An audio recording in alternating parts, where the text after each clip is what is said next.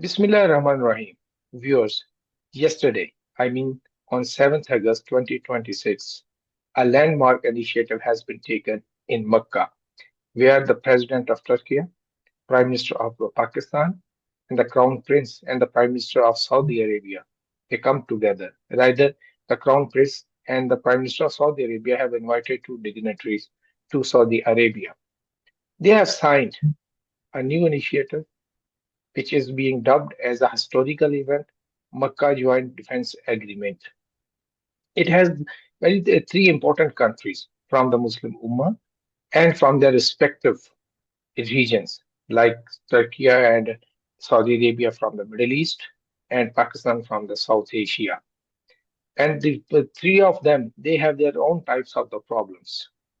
They have their own types of the challenges, if I don't say the problems, and they also have some opportunities when they come together. In this context, today we have organized this short discussion with my brother, my friend from Turkey, Mr. Kadir. He is heading one of the most prominent institute in Turkey on the foreign policy, on the regional politics and economy, and they are doing a number of things. So welcome to the show. Welcome. Okay, thank you very much, Shakeel. Before that, I just start my first question. Can you, in 1 minute, introduce yourself and your institute so our audience can better understand? Okay, thank you very much. Actually, my institution is Center for Middle Eastern Studies. We basically and heavily, let me say, focusing on the Middle Eastern affairs, including foreign policy, security, geopolitics, economy, energy, etc. But in the last couple of years in the Middle East, we have serious developments, including Gaza and Palestinian issue, Israeli expansionism, and later Iran war and Syrian revolution. And there are a lot of things actually happening around Turkey. And so our center especially focus on Iraq and Syria. Of course, what's happening in the Gulf also is important for us. We are making several field studies in the region. And we are writing some reports, analysis, insights on the regional developments. In that Mecca agreement, also we have published different kind of publications during this let me say, the 1 day. And we will bring people's attention to this issue. As think tank, actually, we are a research-oriented center, of course. We are going to field in these countries. We are making some projects on very serious issues, as we will talk today, current security issues in the Middle East. So sometimes we are making some cooperation with several think tanks around the world, including Pakistani finance like you. Thank you. Thank you, Brother Kader. So let's start with the very fundamental question, because from the yesterday, everybody wants to know what is this agreement, what it has in Okay. it. Actually, basically, let me define as a strategic mutual defense agreement. Everybody agrees on is a mutual defense, but it's a trilateral agreement, as you know. So in that case, according to international law, the Article 51, everybody has a right to defend itself, and including the collective defense. Because regional or any other countries, states has these rights against any kind of violation of their territorial integrity or sovereignty. So Article states, 51. yes. So according to this, and it's actually a legitimation of this agreement. But what's important is why it's a trilateral, because 1 year before, the Pakistan and Saudi Arabia has already signed a mutual defense agreement. Now, Turkey is becoming part of it. That's an important part of the story. Why these three countries need it? That's another important question. It's against any specific country or not. We have to talk it as well. And another important point is the region currently is entering a new period. Let me accept this Mm. because there are really fundamental changes in our region since couple of years. So according to these fundamental changes, now the regional security dynamics also changing. Now is one part of this story. And Saudi Arabia, Turkey, and Pakistan now joining us is interesting because, generally we are, of course, defining Pakistan as part of the Middle East sometime, but at the same time, Pakistan. In Uh, Pakistan, we find always Turkey as a part of our family. yeah. So, in my opinion, is a really important mutual defense agreement. These three countries committing a lot of issues, including cooperation on defense industry, cooperation on training, especially military technology. And in the coming days, we will see the details, of course. People also discussing it's a kind of NATO or kind of agreement. Yes, but on the one hand, it's not institutionalized like NATO or other kind of Mm. security pacts. We will see what will happen in the next steps. But what I understand from this mutual agreement is a collective defense. It means we want these three countries support stability in the region, and they want to say that okay, we agree on the regional stability in the Middle East, and especially on Iran. They have common agenda since years. Actually, Pakistan pushed the mediation between Iran and the United States. So Turkey, Saudi Arabia, and Egypt also supported this process, during the years. And now we are entering a new phase of this relationship. We will see what kind of relationship will go on. But in my opinion, it is supporting the stability, a new kind of regional security dynamics and architecture in our region. Of course, in the coming days, and we will see some challenges, of course. Maybe we can discuss here them as well. Yeah, definitely. And one very distinguished characteristics of this agreement is that it is against the aggression, or it is a defense. It is not has been right now what we are reading right now. It is nothing has been written about if some country attack other countries, so will the other countries will be joining. But right now, it clearly spells out it is against any aggression on any country, and you are justified. But when you talk about the Article 51, so if we try to analyze this agreement before going on the regional and the global dynamics, so if we analyze this agreement on the country specific, if we look at Turkey, so what type of the security challenges Turkey is looking at the facing at this point of the time? Not only just from the Middle East, but also from Europe, because we have seen that Greece is trying to interfere and we're trying to create problem with the support of Israel. So what type of challenges Turkey is facing right now on the security? Actually, yeah, yes. If you look at the Turkey as close regions, I mean the neighboring countries, especially from Black Sea to Eastern Mediterranean, you will see some instabilities in these regions for long years. Hmm. Ukraine war, for example, in the north of Turkey, and yes, it's actually for long years we are witnessing a heavy war in Ukraine. Hmm. So in the Black Sea security matters for Turkey. And let me look at the Eastern Mediterranean and Cyprus and agency and the relationship between Greece and Turkey also is very critical, very important security concern for Turkey. So let me go to Syria, Iraq, and Iran. They're all unstable. So what Turkey wants to bring all these neighboring countries a kind of stability by pushing new kind of security understanding in our close regions. So Turkey for long years is a NATO member and Turkey wants to push the NATO countries to understand what's happening in the Middle East because it directly affects the European countries and the NATO members as well.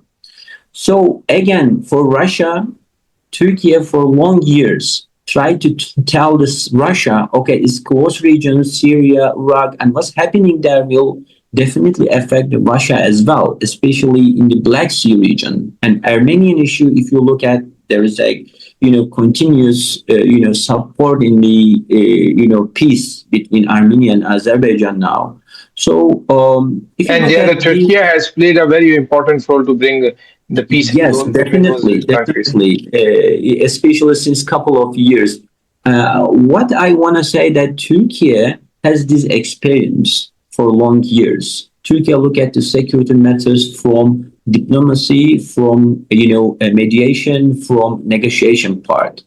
And of course, whenever we need a kind of military or let me say the heavy influence in any conflict, so Turkey, of course, have this potential to affect these conflicts or this instability by bringing their military technical capacity. Turkey has experience in that defense industrial base for long years, so increased also technological capacity. So in my opinion, Turkey needs a kind of security economy nexus. So on the one hand, we need a kind of economic stability and economic cooperation among the regional countries, but at the same time, we need to push the security dynamics. I mean, the security, issues. We have to bring the agenda of these specific countries in our region. Let me give an example from Syrian part. After revolution, Turkey, since 2 years almost, is trying to rebuild the Syrian security, rebuild the Turkey-Syria relationship. Why? Because we want a stable Syria. Again, if you look at the Iraq, for example, and Turkey has supported positive agenda in Iraq, but by bringing new kind of military relationship as well, because security dynamics is very critical. They harms the economic stability and social and cultural stability in our region as well.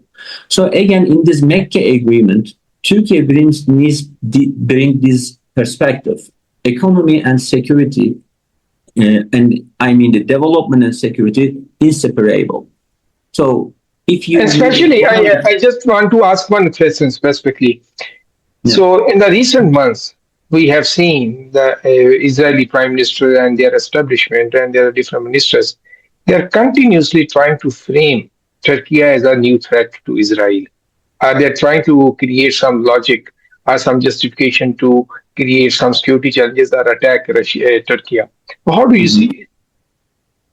Actually, I don't see any possibility to bring the Turkey and Israel against each other because there is no any rational base for this. It's just a rhetoric. It's just a political agenda of somebody who's supporting the instability in the region. Unfortunately, in the rational base, yes, we expect any kind of irrational behavior from the current Israeli government, but they are, unfortunately, they are very extremist. And they violated, I'm talking about the Netanyahu's government. Unfortunately, for long years, we have seen what they did in Gaza, what they did in South Lebanon, and how they violated Syrian and Iraqi air, sovereignty. I mean, yeah, in the radical sense, yes, we have this kind of rhetorical, discourses generally trying to bring Turkey and Israel against each Okay, other. let's move over. So we try to bring some our friend from the Saudi Arabia in this conversation, but right now, unfortunately, we could not bring. But hopefully, in the next conversation, we will also have somebody from Saudi Arabia to discuss more detail about the Saudi Arabia. So when I see Saudi Arabia concern in the region, I think there are two types of the concern. You can correct me or you can add on if we talk later on about it. So number one, so there are the regional context if we look around. So the one of the immediate threat is the Houthis, so which are trying to attack Saudi Arabia and especially there are petroleum installations and some there are also infrastructure. And the Houthis are supported by Iran. Everybody know it very clearly. So in this event, that is the one challenge for Saudi Arabia. The other challenge is in the region. The Iran is continuously engaged, and the USA and Iran are not disengaging at this point of the time. They just gave some, as you can say, some interval, then again restart the war. And it is the dream job of, you can say, the for the Netanyahu. So on one side, they are facing these problems in the regional context. On the global, the being a hub of the Muslim Ummah. So definitely, there are two holy mosques are there. So every Muslim have wished to travel to Saudi Arabia, and the Saudi Arabia has special place. That also brings some other Western countries which oppose Saudi Arabia, maybe not on the security level, but especially on the economic side. I try to create the bad image of something like that. So, how do you see this situation for the Saudi Arabia? Because we On are the cost, trying to analyze on the behalf of Saudi Arabia right now. yes, right now we are actually talking on behalf of a Saudi expert, but actually, how I see the Saudi Arabia's new security concerns in the region, of course, it didn't change only in this Iranian war. For long years, as you know, there's a Yemen issue, there's a Houthi threat to Saudi Arabia. And so Saudi Arabia, first of all, wants to this security instability in its close region, but at the same time, they are, um, they have very, interesting relationship with the, its Gulf countries, especially UAE as well. So for long years, they expected a security guarantee from the external powers like the United States, as you know. But it depends on the Gulf GCC's own security, mechanism. They are trying to, bring a kind of central concern for all the Gulf countries. But unfortunately, they uh, couldn't be successful on this. And then we have seen a kind of, conflicts even between UAE and Saudi Arabia's security perspective in the Yemen issue and in another issues as well. So it brings Saudi Arabia to make this Gulf security and the regional security to a wider perspective, including Pakistan and Turkey. So now it's not only GCC issue, but they understood that it is a regional issue. So for the Saudi side, of course, if you look at it from um, a little bit normative perspective, Mecca is the name of also agreement. Also, is very critical. It's a Mecca agreement. It's not the Riyadh agreement, right? So Yes. it's a kind of symbolic message to both countries, and in my opinion, Israel and Iran as well.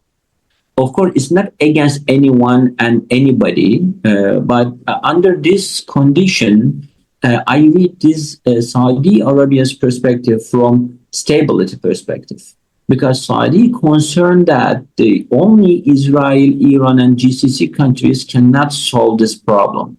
So this problem, I mean, the security, stability in the region needs a wider collaboration, especially with other middle power and Muslim countries like the Turkey and Pakistan.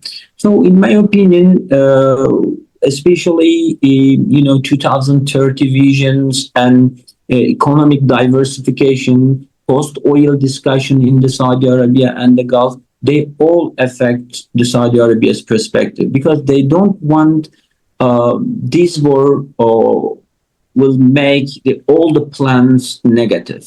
So they want to bring a new, fresh, let me say, the agenda to the region by finishing this war, and probably they will push this economic diversification or post-oil discussion issue We will talk at the end, after. and at the end we will talk how this agreement can also impact the economic relation between three powers.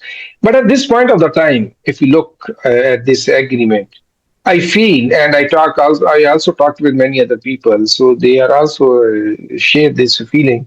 So this is an ideal, I think, that an ideal agreement, or the ideal combination of the three countries. If you look around at the Saudi, they are the financial powerhouse and they are the religious center of the Muslim Ummah. Then, if you look at Turkey, Turkey has the many edge in many modern technologies, including the drone technology or the missile technology. Or you can also talk about the now the Turkey is venturing in the Khan, so fifth generation fighter jet. And if you look around at the Pakistan, Pakistan also have some edge in the technologies. Like most importantly, Pakistan have this nuclear power, and we have a very well defined, you can say, the missile system which can strike anywhere against our enemies. So three powers, if the three powers are coming together, they have some rationale. I think the Pakistani nuclear umbrella can also extend to the Turkey and Saudi Arabia. Definitely, once you are in an agreement, which I did, because you have written in the agreement, it is against any aggression. The three powers will come together and they will fight back. So it can also bring the question of the nuclear in coming days, and there can be a new debate, which is fundamentally my question to you also, especially Israel. So Israel is trying to, and they are advocating, they're selling attack on Iran with the pretext of like they are trying to make the nuclear weapons.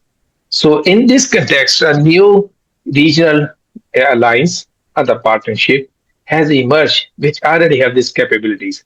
But rather than three indicators: economy, economic power, and technology, and the nuclear one. How do you see this? What would the reaction of Israel and their allies? Yes, I'm not sure Israel is an ally in the region, but it's interesting to see, India's Prime Minister Modi called Netanyahu right after the agreement. It's That is interesting. very interesting. Yes, I forget to ask you. That is very interesting development. But in the region, I don't see anybody helping the Israel and Israel's own decision. We will see. Uh, I haven't seen any serious, comments, any official declaration from Israel's side until now. But probably they will read it very carefully. And for example, what they want actually, of course, to make the Iran, you know, let me say, the unstable, the current regime. For this instabilization, they attacked the Iran and they wanted to stop nuclear research. But they now, the Pakistan and Turkey and Saudi Arabia's, new agreement brings the nuclear option to the region again. So probably, but implementation is different issue. In the future we will discuss it because there are a lot of issues in the implementation of this agreement. But if you ask me, this agreement just only a deterrence. It's a collective deterrent. Deterrence to whom? Deterrence to, in my opinion, Israel and the Iran, because they both pushes the region to instability. So probably Israel will realize that if Israel continue like that, he or she will see this kind of collective action or collaboration or regional mechanism even thinks the nuclear options. So this is a kind of message now given to these actors. And Israel, I don't know whether Israel will take this message correctly or not. But again, another message to Iran. Iran cannot continue this war, like that. So everybody has to be careful on continuation of this war. So I read this agreement from this perspective. I don't know. We will see whether Israel will get the message well, correctly or not. Because these three countries, in my opinion, is a collective deterrence. And at the same time, even if they need, they can come together for collaboration and new kind of military options they can talk. Because during this negotiation process, they learned a lot from each other. For example, in maybe 5 years ago, nobody was talking about Yani this Pakistan, Turkey, and Saudi Arabia, of course, they are good friends for long years, but not in terms of this level. For example, now everybody in Turkey started to talk about what happens if India attacks to Pakistan, for example. That's an interesting question. We were not asking this question before. Now everybody in Turkey, Saudi Arabia, But and in now the US. India, if you watch the Indian media, you will hear only this question. So what Yes, will happen? Because when Pakistan and Saudi Arabia signed this agreement, at that time there was a fundamental question was this. So will Saudi Arabia fight against the Saudi Arabia? Sorry, will India fight against the Saudi Arabia? And if India, as Saudi Arabia came to help Pakistan and they engage in the fight, so what will be the future of the millions of Indians that are living in Saudi Arabia? yeah. That's another question, actually. So what I mean is a really deterrence and collective deterrence, but the message cannot actually not limited to Middle East. So there is a global repercussion of this agreement, and you will see that because there's a global, I consequence of that is my next question to you. So yes. we have to, before that, just I want to add one thing. In May last year, when the India attacked Pakistan, by the way, India is fully convinced Turkey was fighting with the Pakistan. Turkey was a part of this war. So if you heard there any news channel, are there any analysis, are there any report, they clearly mentioned there were three countries which were with Pakistan: Turkey, China, and Azerbaijan. So don't Yeah. worry, India always already considered you. You are the part in any war with against them. No, coming to the next question, fundamentally that would be also our last point for the discussion.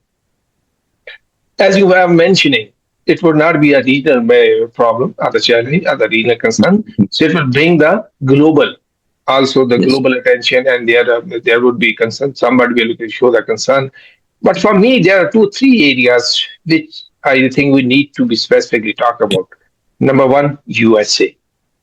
Number two, NATO or the European Union, because Turkey is the part, you can say the part of the NATO, and Turkey also wants to become the part of the European Union. And third is China, because China and the USA, they are the major power at this point of the time. So my thesis is the USA will not have an independent policy. They will follow the dictation from the Israel. So what you think so? Yes, actually, from the first point, this agreement reflects the weakening of the old model in the Middle East. I Hmm. mean, what is the model? I don't know whether we have a model or not, but if you look at the history of the Middle East in the last couple of decades, Model of the chaos. Chaos, model of model chaos. of But chaos. no, yes, on the one hand, it's a model of chaos, but there are some global or external power responsibility in that region. Since the Iraq War in 2003 and Afghan War even, so they are all shaped our security concerns, right? The radicalism, terrorism, non-state actors, and weakened states' sovereignty in Iraq, etc. So the first one, the U.S. unilateralism. U.S. heavily involved. Now, in that agreement, what we see actually middle powers or the regional ownership issue become very apparent. Okay, the Multiple. regional ownership. Region should solve its own problems. It doesn't mean that US or global powers excluded from this security mechanism. No. But the responsibility, what we are seeing, these countries are taking more responsibility. So it's an interesting, shift from the first or the old model. The second issue, China-US competition. So as you know, since 2 decades, we have seen China in the Middle East. China's opening process. China became the second biggest economy in 2009 in the middle of this conflict, actually. So everybody was expecting a kind of China's rising will bring a stability and peace in the region as well, because China's oil dependence, etc. If you look at the energy market, trade, financial investment, even other kind of collaboration in the Middle East. But unfortunately, in that 2 decades didn't bring anything. Okay, there are some relationship, but at the end of the day, still substantial, conflict is going on. So now in that agreement, what we see, and it's another message to China. Okay, as long as China wants to be there and wants to take this energy or a kind of trade I agreement think there. Saudi Arabia and Iran rapprochement was a big step. Yes, and now we are actually this agreement given message to China as well. The U.S. and China should be careful about this relationship and more substantial debate we need. For only bringing Saudi Arabia together in Beijing doesn't, is not enough. What we need, more help. For example, what we expect from China, what we expect from the United States. If we compare them, okay, some deterrence mechanism against some instabilizers. So these countries will bring this discussion again to the global perspective of this agreement. Another issue, in my opinion, if you ask me, the multipolarity. Turkey is a NATO member. Pakistan is a very important partner in the South Asia and the Saudi Arabia in the Gulf. So these three countries actually is resembling the multipolar world in my opinion. So this multipolarity means, okay, there's a global power, but there are middle powers as well. And they have this capacity to bring peace. They have capacity to bring a kind of new regional security mechanism to this region. So, interestingly, we will see a kind of new security mechanism in the region, but of course, it also depends on how global powers will look at. Turkey But will how about the also, European Union? What would be the reaction of the Europeans as well? Because European Union is very important for the Turkey. yeah, of course. Actually, during the NATO summit in Ankara, we also discussed the role of European Union and not only European Union, Europe, let me say, including the United Kingdom, Mhm. the role of their, responsibility under this current situation. So the problem was this: the European Union is a very, very important, economically giant, but from the security and foreign policy perspective, there is a chaos in Europe. There is no decision-making process. There is And no they are any. dependent on a USA. Even when I was in Germany, I was on a course, stayed there for many months. So we went to a museum. So there was written, so the whole what is the influence of the USA on their foreign policy? Yeah. So that is they are heavily dependent on the USA. So to what US will make a decision. So what we will see actually in the near future, probably the European Union, especially France, German, and UK.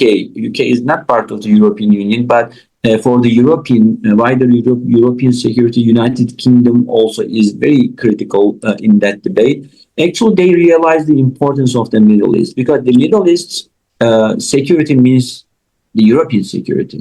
So European security starts from the Eastern Mediterranean, starts from the Middle East, starts from the Black Sea. So probably under this agreement, they will push for this, let me say, the regional, security mechanism or the role of the middle power in the region.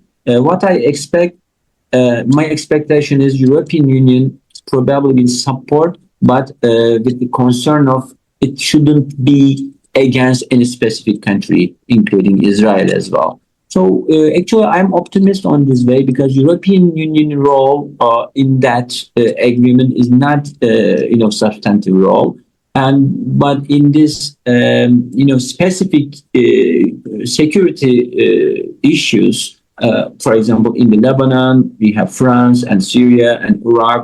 There's the role of the United Kingdom and the United States. And in the Eastern Mediterranean, Italy, Spain, in the last example, in Morocco, for example, you see a debate now on the migration issue. And so probably we will see a kind of compartmentalization in European Union's and European security policies. So this is a Gulf security, this is a wider regional mechanism, probably they will support it. And if you look at the genesis of this agreement at this point of the time, according to the available information, this agreement will not be against any country. It will Yes, be definitely. against only one country who attack other country, who is aggressor. Aggressor Yes. can be anyone. So from the region, from beyond the region. So otherwise, it is not against anyone. So there is like that. We will be fight back threats from there. So there's one simple deadline. If some country try to, you can say, the criticize or be a very, you can skeptical to this agreement, that means they have some other plans. They wanted to be the aggressor against one of these countries. So Yeah. that is very clear from it, the genesis. And on the question of China, I think in the next time, or maybe in the discussion, we also have to bring some Chinese expert here also. So we Yeah. have very frank discussion. So what role probably China can play in the coming years? But if I look at Chinese policy, because I have worked on China for many years, so their interest in the region is a stability because they have invested very heavily. Even if only in 2025 under BRI, China invested 39 billion US dollar. That is a huge amount in the region, in the Gulf region. Then the 54% of China's imported oil comes from the region. And if you talk about the fertilizers and other parts and other raw materials, some others. So region is very important for the China and China want a stable. And that was an effort by China, the rapprochement between Iran and Saudi Arabia to bring the stability. But unfortunately, after some time, the Israel attacked Iran and the new game has started there. So that's instability. In the past, we have seen, so China also has some country, help the countries. I just give one example, then we will move to the conclusion. In, I think, 1981 or 82, when Israel attacked Iraq nuclear plant, so Mhm. no, so Saudi Arabia wanted to have a long range missiles, and no country was agreed to give the long range missile to the Saudi Arabia. They're all Western partners. They refused. USA, European Union, everybody refused. At that time, the China provided them those missiles. And fundamental and one important thing to note that at that time Saudi Arabia did not have the diplomatic relation with China. Despite that fact, they have provided Yeah. that. Let's see how the things come out. Maybe we will have one more discussion on the stuff and bringing more partners, not only just from Turkey and Pakistan, but also from China and Saudi Arabia and other some countries, which we can discuss in the detail. And lastly, quickly, do you see this agreement have the potential to turn into also an economic agreement? Because Yes, I economic think. security is fundamental in the new dynamics. Yes, it's a new dynamics, and fundamentally, it will change. Especially if you look at the defense technology partnership, you will see the really economic partnership between these countries. If you look at the connectivity issue, especially, this connectivity is a very magical word and concept, in my opinion. And maybe it will be a really central concept who will bring the international peace maybe in our region, because connectivity, these all the roads and the let me say the pipelines from China, trade roads to European Union, all is going around these three countries actually. Middle corridor, development road, etc. So, in my opinion, if we provide a security in that region, it will also secure the connectivity issues. I mean, all the roads, pipelines, trade routes, and the energy security, everything. So this security agreement is this economic dimension. And in the base of the discussion, of course, we are discussing the military aggression, it is against anybody or not, but we have to see that uh, the region wants a stability through economic, partnership through economic development. For the economic development, first we need to finish this conflict. We need to provide, a kind of security, stability, and secure order, and then probably we will see more, development in this connectivity issues, and probably more general regional economic partnership. This regional security partnership, let me say, it's a Turkey, Saudi Arabia, Pakistan pact. It can turn to economic pact. and of course, they can also invite the other regional powers. So actually, it is not limited to the three countries. I think in the future we will see the other countries also will be part of this, peace narrative. It's a kind of peace narrative, in my opinion. Yeah, definitely. You are absolutely right. And I foresee, I can just expect.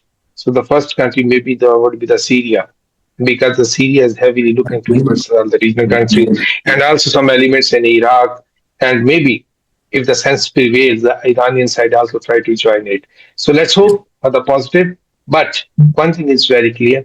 So this security pact at this point of the time, the agreement have brought the positive energy in the region because stability is extremely important for the economic development, for the social development, for any type of the development, even for the living. So the peace and stability are the fundamental elements. But it also will bring some challenges, like you have mentioned about Mr. Prime Minister Modi has talked to Netanyahu, and we are constantly facing some aggression from the Indian side.